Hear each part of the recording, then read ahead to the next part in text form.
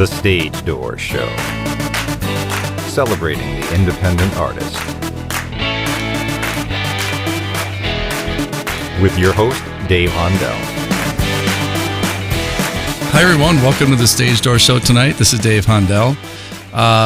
Tonight, we have a terrific actress on the show that's been seen in film and TV across the UK and Sweden, including works like The Bait, Humans, and BBC's Life in Squares. And now she's starring in the upcoming feature film, The Little Mermaid, opposite Mike Markoff, who's a friend of our show, of course. So please welcome to the show, Lydia Helen. So thank you for joining us, Lydia. Thank you for having me. Absolutely. So getting into this new feature film that you're in, The Little Mermaid, this is not your children's variety Little Mermaid. I saw the trailer and it's amazing. Can't wait for this to come out and see it. But kind of talk to us a little bit about this Little Mermaid that you're in. Yeah, of course. It's definitely not for kids. So don't show it to your children. So it's like, oh, the Little Mermaid. Yeah, I know that. No, honestly, do not show your children. It's definitely not PG. So just start off, little disclaimer. Don't show it to your kids. It's a bit of a mix of genres. So I would say it's a little bit of horror. You've got kind of thriller elements in there. You've got some sort of romance. So it's a real mix and kind of a little bit of dark fairy tale as well. I would describe it as The Little Mermaid meets Lovecraft. Oh, okay. Wow. Yeah. Unexpected twist. Yeah, for sure. Now I know watching obviously the trailer, there's a lot of water elements. So did you do a lot of your swimming, or did you have a stunt swimmer, or are you I did. I had a stunt double. She's wonderful. She's called Veronica Shelby, and she's from LA. Oh, okay. And she's a professional mermaid. So she's very, very cool. But I was very much prepared to go in doing absolutely everything myself. I'm very much like quite gung-ho with roles, I'm just like, put me on the horse, like put me in the water, I was like, just throw me in the sea with a tail and hopefully I won't sink. So we had two tails. One was silicone and one was a neoprene, like a wetsuit with scales. So we went out on the Sunday. We went to this cove because we were filming in St. Kitts in the Caribbean. And, it's so funny, like these silicone tails, they're so ridiculous. Like you have to lube yourself up with coconut oil before you go in. Oh, wow. But Veronica actually said, what's even better than coconut oil is like sex lube. Wow.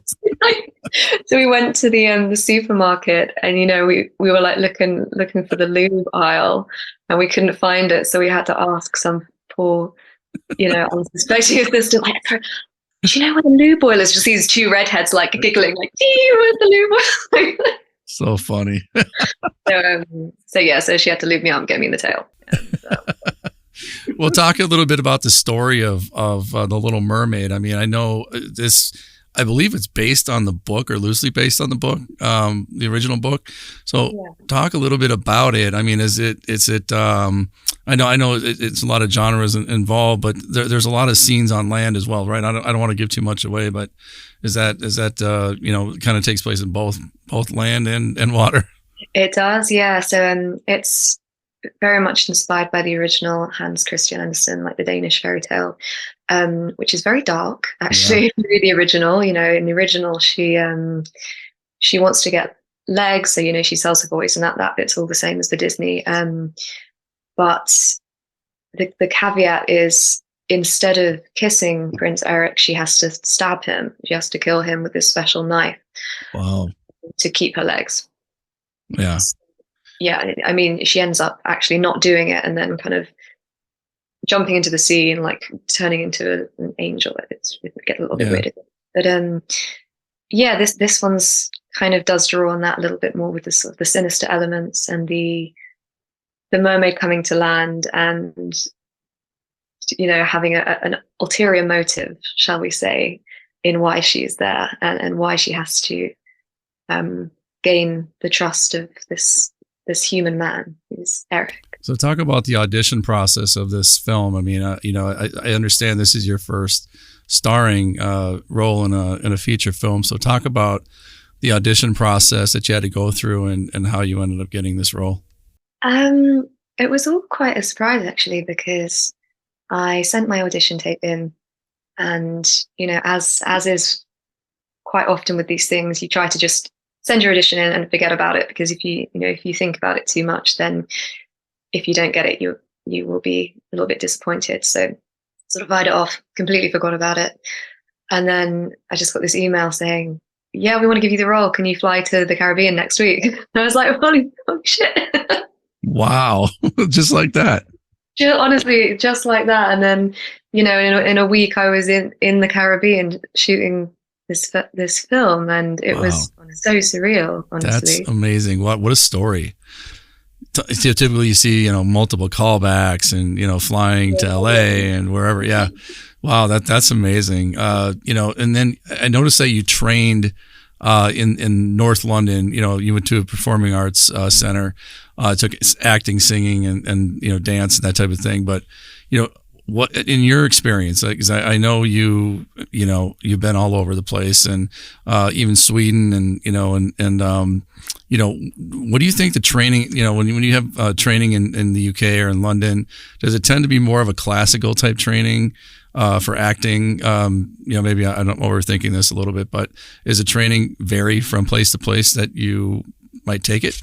I think we do have an emphasis on the classics in the UK, definitely. So even in schools, you study Shakespeare, even not in drama, in English. So you study a lot of Shakespeare in school, and then if you're in drama school, from the ages 18 to 23 or whatever, it's all very based on, you've got Chekhov and you've got the Shakespeare and, Tennessee Williams and stuff, but we do have kind of a more of a European focus, I'd say. But I didn't attend drama school as an adult. I very much trained as a child. Yeah. So that was a lot of improvisation, actually, a lot of musicals. I did a lot of musical theatre. And so the Shakespeare that I studied was mainly extracurricular plays. I did do a few Shakespeare plays, but it's kind of in my own time, in my extracurricular time. Yeah. Well, you've also gotten private training from Carolyn Pickles, who people can remember her from Harry Potter, Deathly Hallows, and Broadchurch and so forth.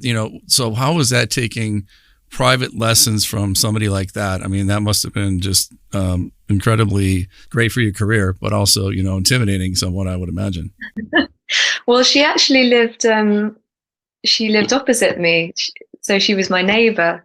Really? Yeah, she was my neighbor. So wow.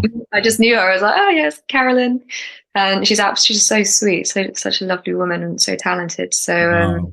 I would literally just pop if I had an audition because I was a professional actress when I was a kid. I'd just pop across the road and she'd coach me. So it was great. Wow. So you did a lot of work when you were a child. How was that? Because I know they typically talk about people, kids that have been in the limelight or in shows and TV and film as a child, sometimes have problems growing up, or they don't, interact with other, kids well or whatever, because they've been kind of put from set to set to set. And, but I think, I think to me, that's kind of false. I mean, it might happen like that. You might hear about things like that, but everybody I've talked to on the show that I've had as a guest, have had nothing but great experiences as a child actor. So, I mean, what was your experience like? I mean, it was really fun. So I think I had my first agent when I was 8. Wow.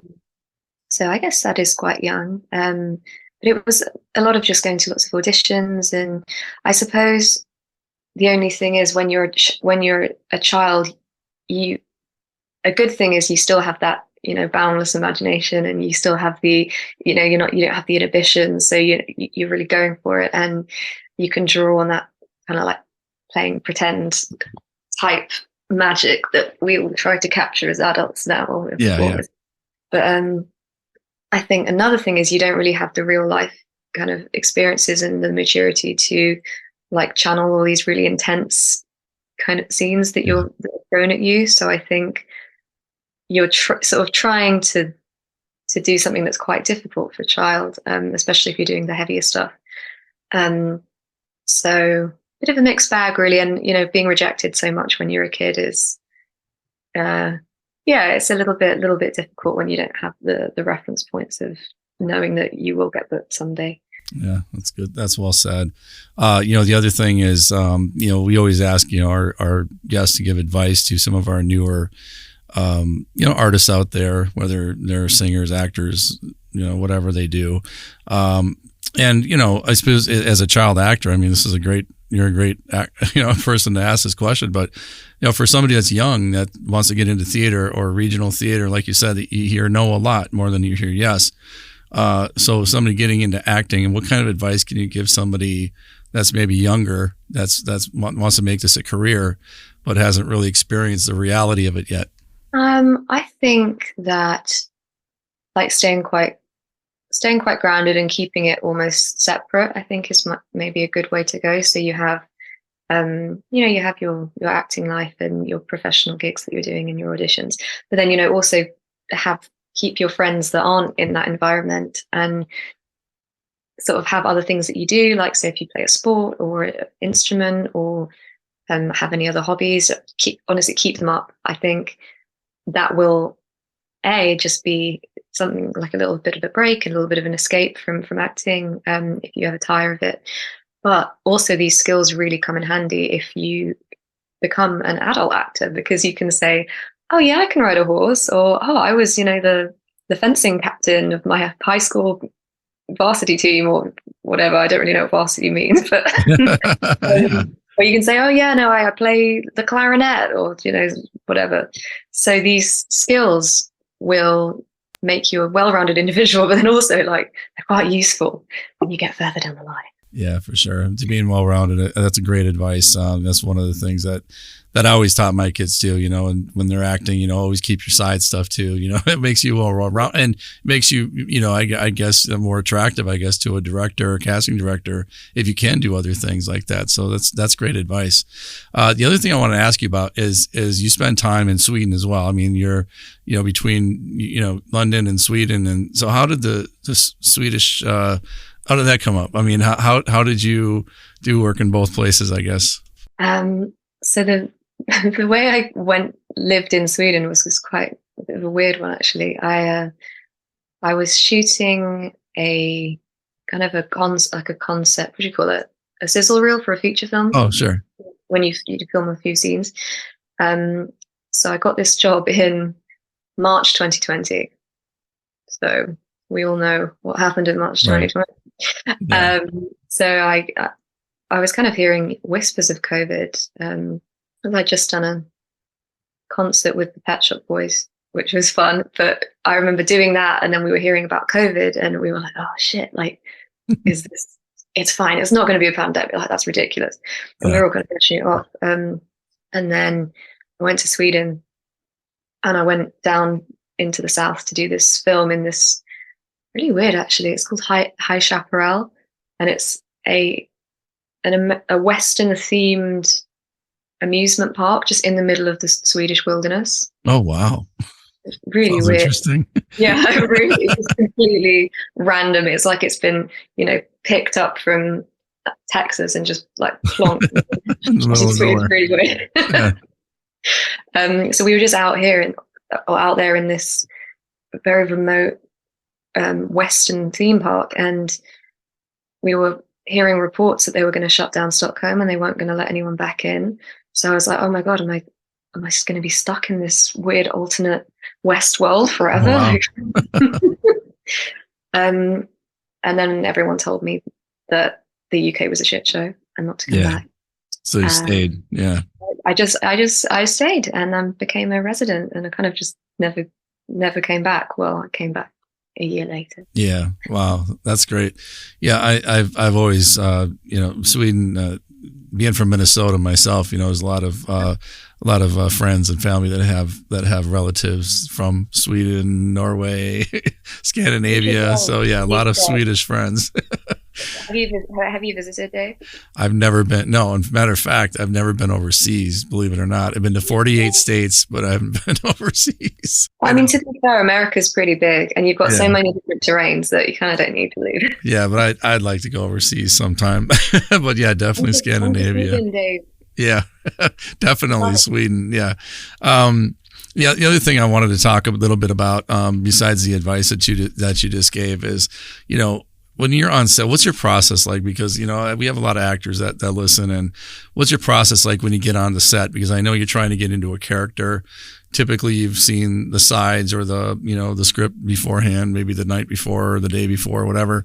So like, how do you get yourself into that type of space so that you can, once they hit, action, you're right there? Oh, that's a good question. I think I like to do a lot of prep.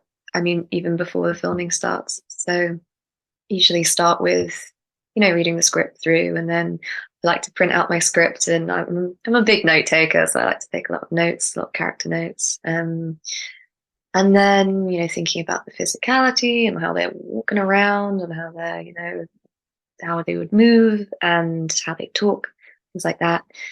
And then I love to rehearse. So what was wonderful about working with Mike actually is he was very, very open to rehearsing, which is great. Maybe because he comes from the theatre background, and he likes rehearsals as well. But as soon as we got there, we were going through and reading our scenes and sort of finding the moments, but then also letting them play out organically. Yeah. So kind of by the time that we both got onto the set, we kind of knew what we both wanted to bring to the scene, and sort of how we wanted it to play out roughly, but then we still had that last bit of spontaneity that we could kind of draw on when action was called. Yeah, right. So, that was a really nice process during this film. All the stuff that you've done, I mean, you talked about doing work when you were 8 years old even. Out of all those years of doing this type of work, do you have that one memory that you look upon and smile every time you think about it? What was that one big moment in this career of yours that makes you smile? Oh, you mean that, like the whole thing? Yeah. Oh, wow. Okay. I honestly just my most recent stuff. I've loved the last two projects I've done, which so Little Mermaid, and then I did a short film set in the 1920s, and that was so lovely because it was like kind of an ensemble piece, and we were all like screaming Cockney accents, and it was just so much fun. And, that was wonderful. And then The Little Mermaid, I mean, it's a real career-defining film, and not just because it's my first lead role, but because I got to work with all these amazing people, all these LA dudes, and like they're so my boys, and they're so sweet. And I got to work with Mike and with Lee Scott, who's amazing, and filming in the Caribbean, and just swimming around in the sea, getting to be a mermaid, having fangs. Like, it was just so. I had to literally pinch myself. So I was just like, this is so cool. My 5-year-old self would be screaming happiness. Yeah, I noticed some of the training that you've had dancing. I mean, you've trained in the Charleston, the jive, tap, Lindy hop. I mean, there's a lot of different elements of dance that you've taken, and I mean, this is kind of off the beaten path for a lot of people that take dance training. So, how did you get into that type of dance training? And because it's pretty specialized stuff? Oh God, yeah, no, it's very very niche. So I did train in most of the styles when I was a kid, but I actually was really bad. Even to the point where my parents would come and see me perform, and I'd like run up to them and be like, "Oh, how did I do?" And they'd just say, "Yeah, you tried your best." You did your best. I just wasn't very good. I was okay at ballet-ish, but then I was crap at everything else. And honestly, it was embarrassing. Oh no. So dancing, it was always the acting for me, and then dancing, I was like, I'll do it, but I suck. So, so and then when I was 18, so I actually kind of quit acting. Didn't quit, but I took a break when I was about 16. Yeah. And I went to art school, and then I discovered Lindy Hop just completely randomly. I think I was at a nightclub and I met some people who did it, and I thought it was cool. So I started taking classes. And I just really got quite enamored with it. The music, all this swing jazz, and going out to all these dance evenings as an 18-year-old. It was just all very exciting. And I went all in, really, and I did it professionally for about 8 years. Kind of took me all over the world, really, so it was wonderful. Wow, that's great. Yeah, fantastic. What's your favorite part when traveling the world? What's your favorite part of the world that you've seen so far? Oh God. Unrelated, but I really loved Japan, but I didn't dance in Japan. It's funny you should mention Japan, because my wife wants to go to Japan with me, and that's we just talked about it yesterday. In fact, it's funny you should mention that. So yeah, that's the one place we want to go. No, honestly, it's worth it. The food, food is amazing. It's just beautiful. It's so clean, and that's what I heard. Yeah. Wow. So you're gonna go to Japan, and then you're gonna go to Sweden, and then I definitely, for sure. Definitely want to go. I have to get overseas sometime before it's too late. So the other thing I always ask everybody this question, but when it's all said and done, what do you want your legacy to be? What do you want people to think about when they think of Lydia Helen? I think on a personal level, I would love to be known for just playing very interesting roles, and different roles too. I think I'd love to be somewhat of a chameleon, kind of playing a broad range of things, and not being afraid to play like villainous or scummy characters, or fantasy creatures, or robots. Just this very wide range of characters. I would love that, because I think acting is really living out a huge amount of fantasies, isn't it? At its core, it's just playing pretend and playing make believe, and getting paid for it. And it's just completely insane that we get paid to do it, really. For sure. So I think that's the kind of career I would love to lead. And then I know that film and television can be a really big escape for people. I know it is for me, and I love films. I love Lord of the Rings. That's like my ultimate escape. And sure, me too. Yeah, oh my God, my fave. But if I can provide that sort of escapism for someone, by connecting to a character that I've played, I mean, that's really it. That's the magic. It's amazing. Yeah. The Little Mermaid. So what is the plan for the movie? I mean, where can people see it? Do we have a release date yet, or is it still to be determined? Yeah, it's still to be determined. I think currently they are looking to, see who's interested in terms of distribution. So they'll probably be doing that at Cannes, which I will be attending. I'm attending Cannes this year. Amazing. Wow. Maybe I'll have some more information after I go to Cannes. Sounds good. Well, if you do, report back to us, because we can't wait to get that information out to our listeners. And it's a good film. It's just a fun, sexy, dangerous, cool mermaid film. So, we can't wait to see it for sure. Lydia, just thank you so much for being on the show. I know it's probably the middle of the night there, so I appreciate it. It is, but I'm a night owl. So you are. Yeah, I am. And it's my first podcast interview. Oh, is it? Okay. Well, great. Well, I'm flattered. Yeah, thank you for being on the show. Thank you. Well, you're always welcome on the show, Lydia, and it's just been a wonderful conversation, and wish you nothing but the best of luck with your career, and again, the best with the movie. And again, report back to us from Cannes. We can't wait to hear about that. And again, always welcome back on the show, and thank you for taking the time. Thank you so much for having me, Dave. It's been an absolute pleasure.